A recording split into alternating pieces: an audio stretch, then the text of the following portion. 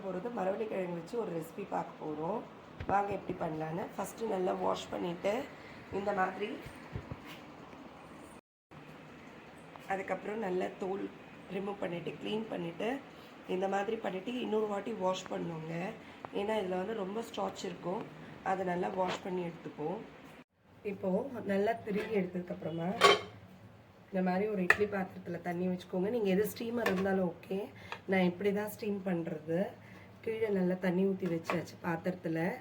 இப்போ வந்து மாதிரி திருகி வச்சதெல்லாம் வாஷ் பண்ணதுக்கப்புறமா இந்த மாதிரி நல்லா திருகிக்கோங்க.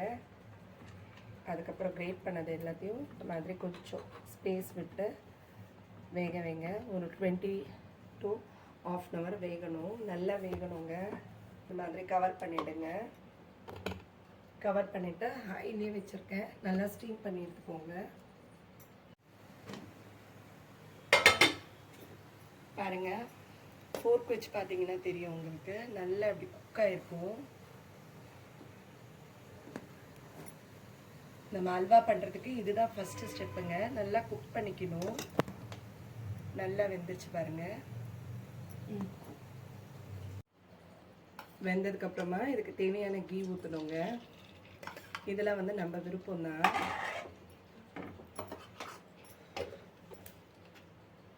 இதுக்கு வந்து மெத்தட் மட்டும்தான். இது கிழங்கு அளவு, ஸ்வீட், இது தேங்காய் போடுறதுலாம் நம்ம விருப்பம் தாங்க. நம்ம பார்த்து அட்ஜஸ்ட் பண்ணிக்கலாம். அவங்கவுங்க தேவைக்கு ஏற்ற மாதிரி பண்ணிக்கலாம். கீ மெல்ட் ஆனதுக்கப்புறமா கேஷ்யூ போட்டுக்கலாங்க.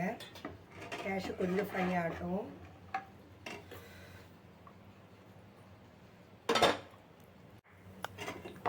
இப்போ நல்லா கேஷ்யூ ரோஸ்ட் ஆகிடுச்சு.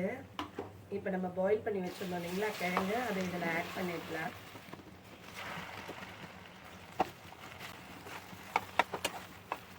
இதை நல்லா நெய்லேயே மிக்ஸ் பண்ணிக்கோங்க.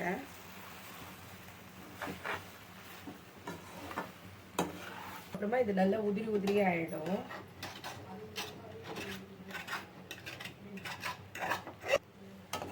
இதுக்கப்புறமா இதுக்கு தேவையான சுகர் போட்டுக்கலாங்க.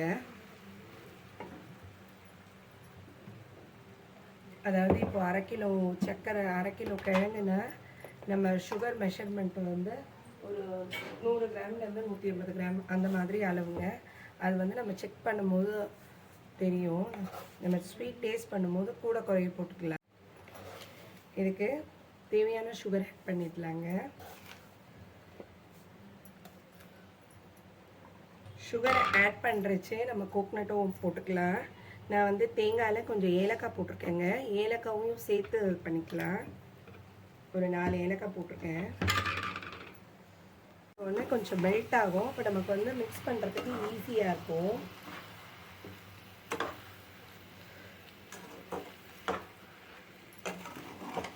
கனமான பாத்திரம் வச்சுக்கோங்க.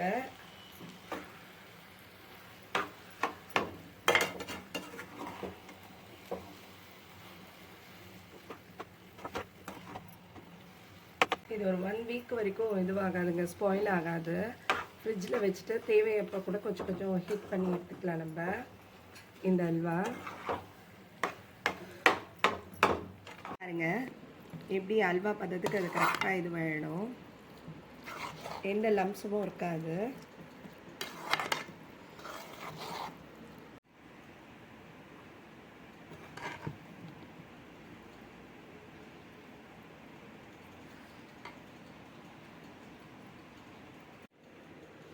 இந்த ரெசிபி உங்களுக்கு எல்லாம் பிடிக்கும்னு நினைக்கிறேன். இட்ஸ் மீங்கிறது சேனல் சப்ஸ்கிரைப் பண்ணுங்கள். லைக் பண்ணுங்கள், ஷேர் பண்ணுங்கள், கமெண்ட் பண்ணுங்கள். தேங்க்ஸ் ஃபார் வாட்சிங் திஸ் வீடியோ.